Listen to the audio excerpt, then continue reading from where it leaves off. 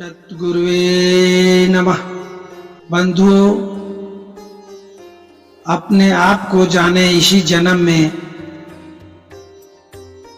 जो समझने वाली बातें हैं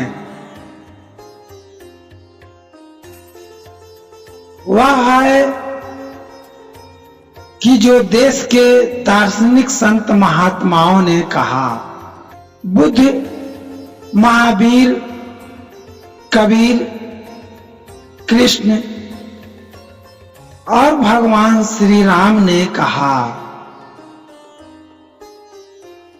उनके उन बातों को समझना, क्योंकि सत्य और केवल सत्य यही मनुष्य जीवन का आधार है।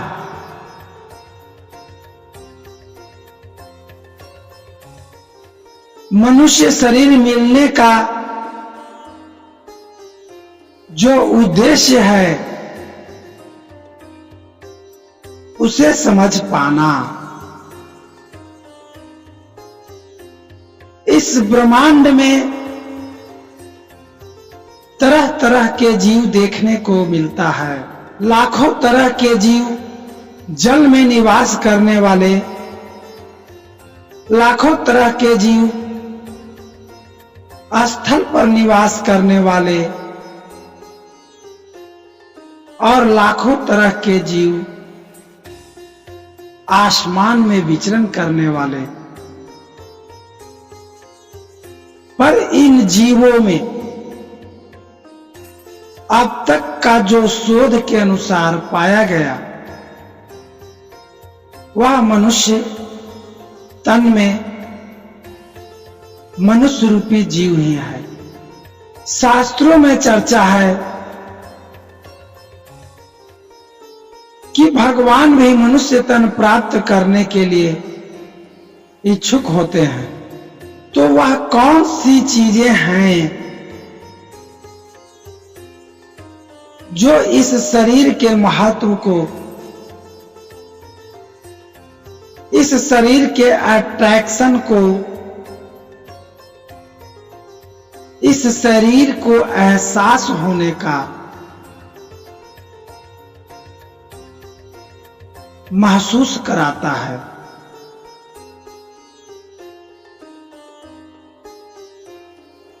वह परमात्मा हमारे शरीर के किस भाग में निवास करता है,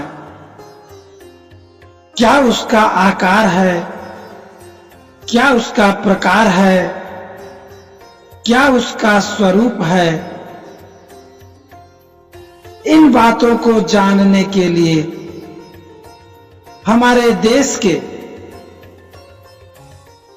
संत महापुरुषों ने अपने शरीर पे दूब जमा दिया तपस्या करते करते।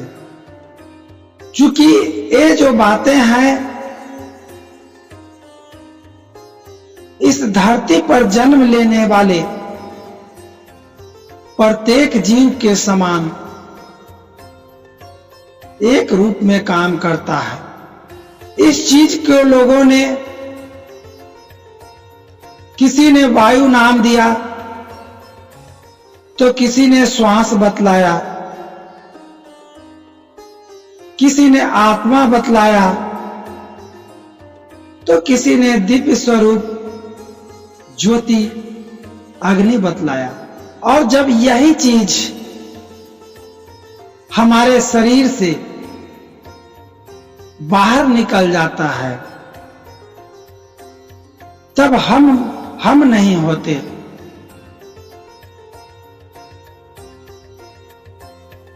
हमारा होने का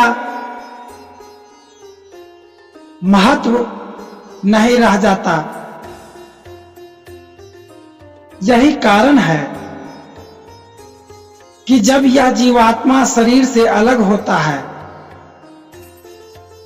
बिछुड़ता है, तब इस शरीर का कोई कीमत नहीं रह जाता, मूल्य नहीं रह जाता। और जितना जल्द हो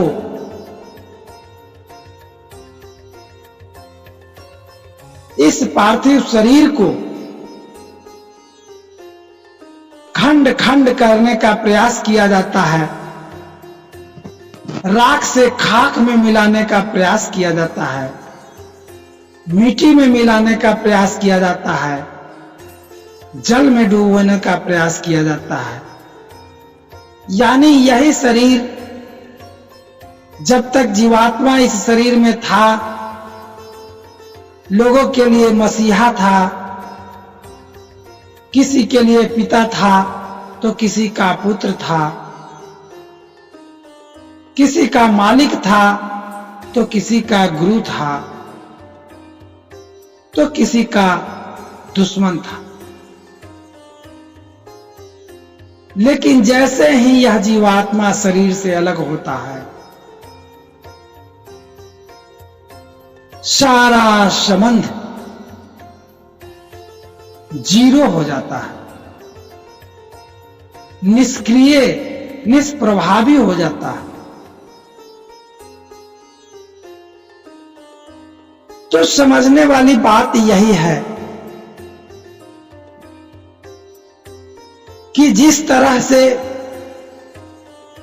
एक खुशबूदार फूल के अंदर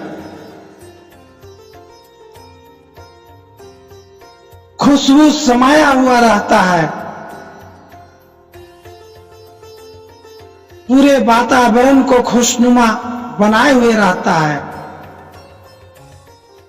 फूल तो देख पाते हैं पर वह खुशबू को नहीं देख पाते। इन बातों को हम इस तरह से समझ सकते हैं कि जिस तरह से हिंदी व्याकरण में स्वर और व्यंजनों का समावेश होता है, बिना स्वर के व्यंजन का अस्तित्व नहीं होता है, पर उस व्यंजन वर्ण में स्वर किस तरह से समाया हुआ है यह दिखाई नहीं पड़ता, महसूस किया जाता है, समझा जा सकता है। ठीक उसी तरह से हमारे इस नश्वर शरीर में वह चेतना रूपी परमात्मा, ज्ञान रूपी परमात्मा, श्वास रूपी परमात्मा और अग्नि रूपी परमात्मा समाया हुआ है, जिसे महसूस तो किया जा सकता है पर उसे देखना मुश्किल है।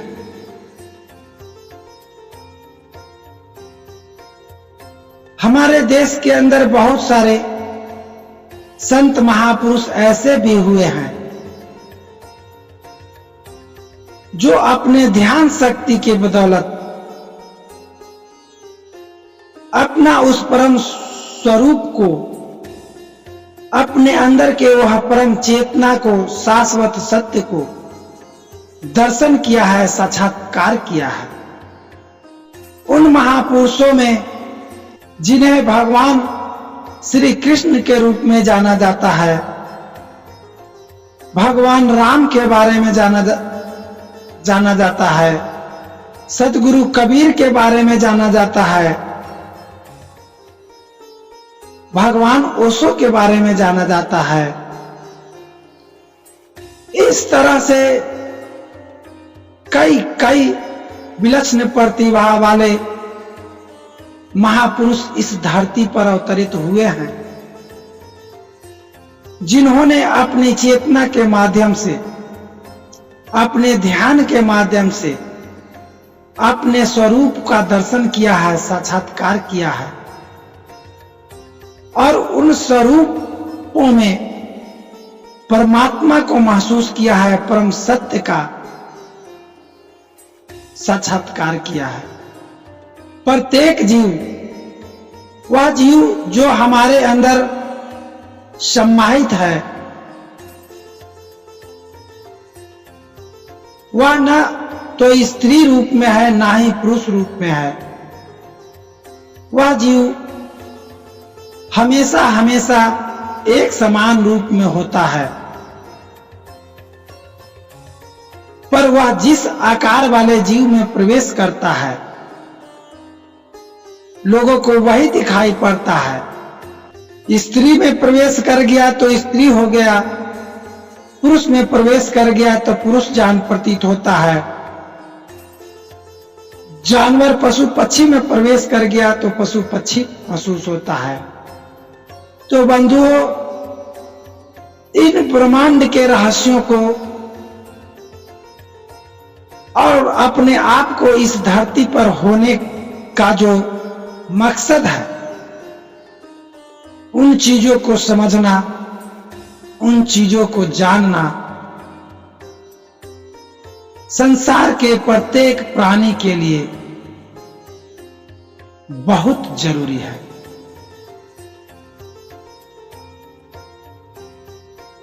जब तक हम अपने आप का साक्षात्कार नहीं कर लेते, जब तक हम अपने हृदय रूपी मंदिर में उस परमात्मा का दर्शन नहीं कर लेते,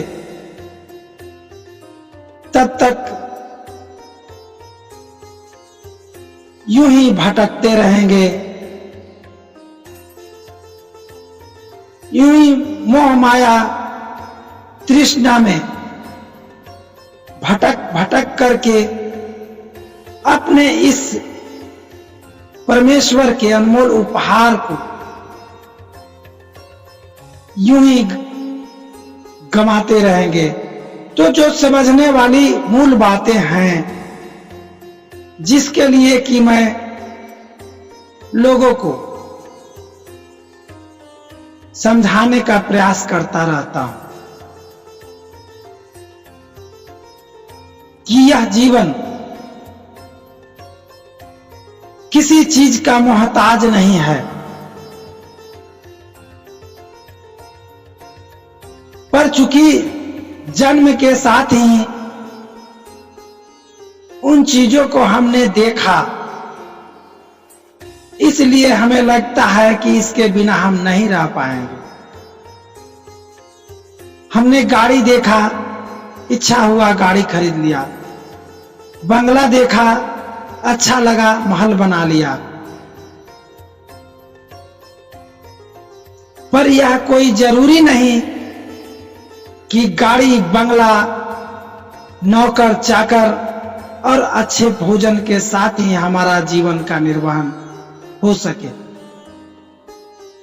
इन्हीं विशेष आवश्यकताओं के पूर्ति के लिए मनुष्य अपने जीवन में वो सारे कर्मों को करते हैं जो नहीं करना चाहिए। वैसा कर्म, वैसा आचरण, वैसा व्यवहार को कभी नहीं स्वीकार करना चाहिए जिससे कि लोगों को दुख हो, पीड़ा हो, तकलीफ हो। बंधुओं, शास्त्रों में लिखा है, अष्टादश पुराणेषु व्यासस्य वचनम द्वियम परोपकाराय पुण्याय पापाय परपीडनम। उस कर्म से, उस आचरण और व्यवहार से अगर सिर्फ अपनी भला होता हो और दूसरों को पीड़ा पहुंचता हो, नुकसान होता हो, तो वह कर्म नहीं, वह धर्म नहीं, वह उससे अलग हट करके आचरण होता है। अपने इसी जीवन में सद्कर्मों का पहचान कर मनुष्य अपने इस जीवन को आनंदमय कर सकता है। अपने सत्य आचरण का पहचान कर मनुष्य अपने अंदर विराजमान परमात्मा का दर्शन कर सकता है। तो आइए